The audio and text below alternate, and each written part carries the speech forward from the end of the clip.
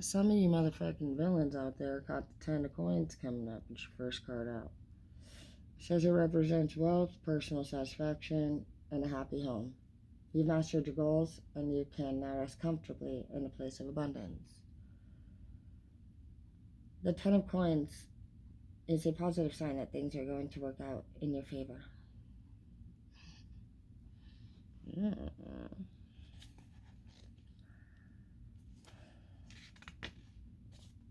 The King of Wands. The King of Wands represents a focused and determined creative leader. You see the potential of a diamond in the rough, so some of you guys have your eyes laid upon somebody that they're calling the diamond in the rough. And when they talk about that, you can picture Jasmine with Jafar. He was obviously a king. He saw her beauty, and a lot of people of wealth have very high standards and expectations, and they've also already been given much more than a fancy from the Reba McEntire song. And I've saw this happen many times. People in the wealth, I've worked with millionaires. I've had opportunities to be with them. To be honest, I'm more of a tequila girl. Champagne and orange juice was doable, but my favorite thing about Florida was the alligators, not the mansion. It was pretty, but it was the loneliest place out there. It was lonely as fuck there. It was weird. I turned it down personally, but we have these opportunities in life where you can't have beautiful, wonderful things, but some people aren't all about the money. They need a strong connection, a trusting connection with whoever it is that they're involved with. And this is not just in a relationship, this is for everything. Like, you're not somebody who you don't waste time. You don't just hang out. You're an investor of time. You value your time. You respect other people.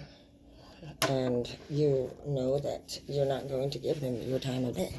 And you don't want to sit there and bullshit anybody, because you're not going to show up for the show. You won't be there. So they're like, oh, sorry about that. Like, yeah, it's just better for us to say, I'm not coming. I'm not going to be there. Don't bother inviting me. It's easier, and it's the truth.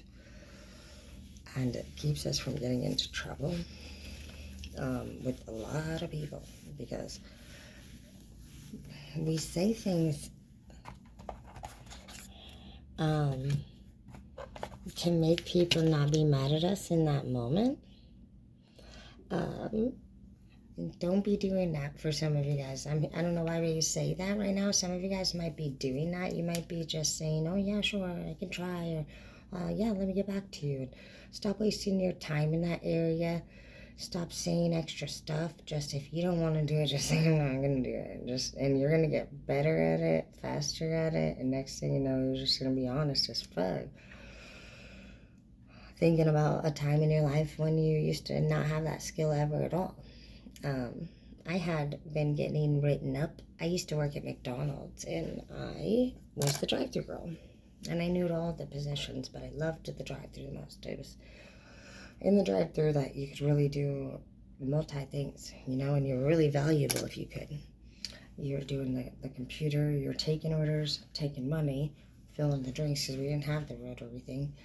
And you were grabbing orders, and you were going and getting orders, and you were grabbing everything, the condiments, and, and it was like, if you could do this multitasking, you were just valuable. Not to mention, I was the opener, so I was there to make breakfast in the morning, and that's where I met my baby daddy and left the one before that. But, true love, it happens wherever the fuck it will. You can't stop, man. True love will always live where the fuck it exists, but it will never live where it does not. Anyways, Bridget, why do you have to talk in that voice? Are you ever going to tell the people, are you going to show your face while you're talking on video? Don't flip them off. Sorry, guys. Did you see that? Sorry, she has been getting out of hand, literally. Anyways.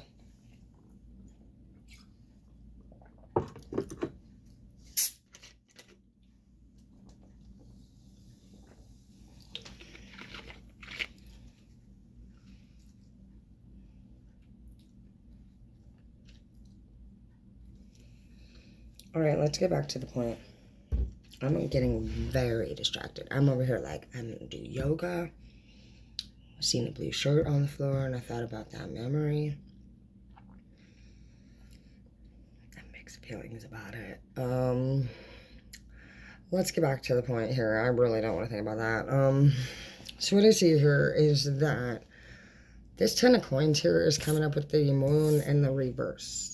And I also see a high priestess in the reverse. Whenever I see the high priestess in the reverse, I just get this strong energy that somebody's not thinking straight. But, well, secrets in the reverse, I mean, this could, some of you guys could end up getting this house, right? Or this money, this opportunity. And what seems to follow is a possible secret comes to surface. And it could cause you to honestly, literally fucking switch over into a part of your brain that could be activated by addiction, that is activated through anger, rage, whatever it is. But like, it's like, okay, I'm gonna show you what I'm looking at here. You can see here, can you see? Yeah. So you see it literally, I mean, shit's going great. You got this fucking house. No secret comes out. High priestess in the reverse. Bam, bam, bro. And I'm not gonna lie, honestly, it is fucking how life is. You get a blessing. I mean, life is definitely work. It's work. It's just like work. It's a fucking jackass shit most of the day. Even if you love it for a little while, it's just like any other thing in your life. Your fucking clothes get old, your fucking man, your woman fucking gets boring. I mean, your job, that whatever day, you know, some days are great and some days are fucking whatever. There's nothing in life that we don't do enough of. Or if you're not doing enough of it to get bored, you probably don't you don't do a lot with much. But anyway, you might not know how to stick around and need to work on that more so. But for most of us, can't be more than honestly sometimes, you know, some of us are very intelligent. We've experienced things at a very high, faster pace. I don't know how to... I imagine those who have been stimulated by high crimes or troubled lifestyles, we've seen some very intense things. And so our body has naturally been elevated to levels that most people don't go to. And we live there most days. And so it's very difficult for our type of people to be in relationships. We don't know how to... Our brains are, for one, are fucked. They're literally like... this is the greatest way I can think to explain, but everybody's brain can be pictured as a peach or a piece of fruit on a tree. And everybody has a beautiful, healthy piece of fruit, you know, at first. Except for psychopaths. Theirs was different. But that's a whole different class. But when you deal with addicts and drugs and abuse and trauma, you start to deteriorate. Little holes become to develop in your brain. And it's like a bug eating out of that fruit. And everybody knows if you're going to go to the fruit tree, we look for that type of shit. Some of us won't even actually choose a fruit that has a branch stabbing in it. And like, it's not a bug bite, it's just been stabbed by a branch. Pretty sure most of us have heard that. And we have to stare at it and we have to decide, you know, if we think it's a bug bite or if we think it's a branch poking. But, you know, I won't even eat a banana that's been bruised, so. Brains, they don't repair themselves. It's permanent. And I see that some of you guys are going to be dealing possibly with somebody on, more than likely, you know, my level or our level. And when I say our, I claim the side of more of the... I can be both good and bad, okay? And, you know, I lived my whole first half. I didn't start partying until after my big sister died. I was straight A fucking preppy little bitch. And I swore up and down I would never fucking use. I was going to be a lawyer. I was fucking doing all this shit, dude. I treated everybody very poorly. I was very cruel. Very cruel. And I'm not proud of that behavior, but I look back and I'm just like, I just would, I miss my sister every day, but I've just always been a very lucky person to be able to see the pro in every con. Like, my sister was fucking so many beautiful things that I have yet to live up to even half of them. So, if somebody passes away, I try my best to find, the reasons that are positive to help me find closure on the matter. My sister's just such a great person. Well, she died when I was 14. And, it changed me. And I remember her funeral filling up, and I thought, if I died that day, who would have came? And I was mean to everybody. Nobody wanted, maybe they wouldn't have wanted me to be alive anymore. And sometimes you guys feel like that. And I just want you to know that you are supposed to be alive, because God wants you to know that. He would not take you away if you did not know what you needed to know before entering his realm. And so and many of us can see the good in a lot of people, they die in very terrible and traumatic ways, and it may be very difficult to think, how would this person have been able to be good before entering? They could be wise. This person probably had a connection with their higher power, and their higher power could be different than your higher power, and every higher power, to be honest, is different. A lot of people in my family believe that Jesus is the only one. But something that opened my eyes up to other religions was my son. And he came home in middle school, and he had done a project, and he said, Mom, I studied about all the religions today. And Mom, he's so smart. And when Skylar gets into something, he is so passionate. And that year he wanted to be a history teacher. He chose Greek gods. He loved the Greek gods, and he didn't just choose it because of the way they looked or because of the sword or anything. He knew. Skylar is a Libra. He is very, very intelligent, and like I said, he could care less about 90% of the shit around him. But when he likes something, he can talk. Sports he loves.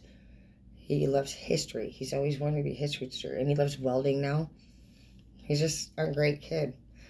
Being a boy mom has taught me that men either will do great all the time and will have done great from a young age. They're going to be smart, and they're going to be the super smart people at school. But they're just going to be the dudes that are not going to do their schoolwork. That's what I've seen. See it even as a teacher. I'm a teacher myself, and I've been one for 11 years, and it was a great actual alternative to the career path that I was going to take originally, which was law. I have a lot of law members in my family, and I really do enjoy law, but I wanted to fight for the people. I wasn't fighting for the city, and I was not fighting for the justice of the city. I was fighting for the criminals, to be honest. I wanted to teach everybody about what I had now experienced, and I was a straight-A student headed in law school who ends up an addict, and I was pregnant, and I fucking was a felon next thing you know, and I was homeless, living in a whole different city because I was up here in treatment, just winging every little step along the way. 6 months pregnant, I came up here handcuffed in the backseat of a fucking cop car, dude.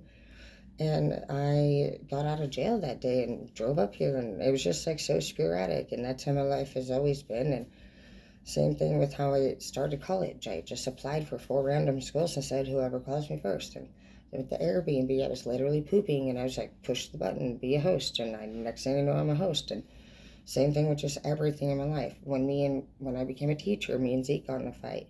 So I was like, fuck this shit, I'm leaving. And I went and got another college degree, and it was a great experience. Everything, to be honest, I'm going to tell you, the gateway to the greatest chapters of my life were the closing of the door to the worst. And that's why I embrace who I am today. And that's why it's not a secret. And we don't have to be always thinking straight, because sometimes you have to be thinking is what people would call not straight, because we are not the normal type of people for some of us. When you guys research light worker or Blu-ray, it specifically says that our duty is to actually connect with both the good and the bad. And we make connections regularly with the dark world. And we bring people in and out. We go in, we invoke spirits. We help people understand, where they're at spiritually. We teach people lessons. We are taught lessons, and we're very open-minded. And we have been always the outcast in every little area that we have always been. And some of us, even though at times, it hurts our feelings, we've gotten to a place where we are now just like, okay, honestly, even though it hurts my feelings sometimes, you're looking at what you could have if you were involved in these things. Like, basically now people are saying, hey, come over here and be involved. You don't want to actually be, is what you're seeing. You already said no thanks, actually. Thank you.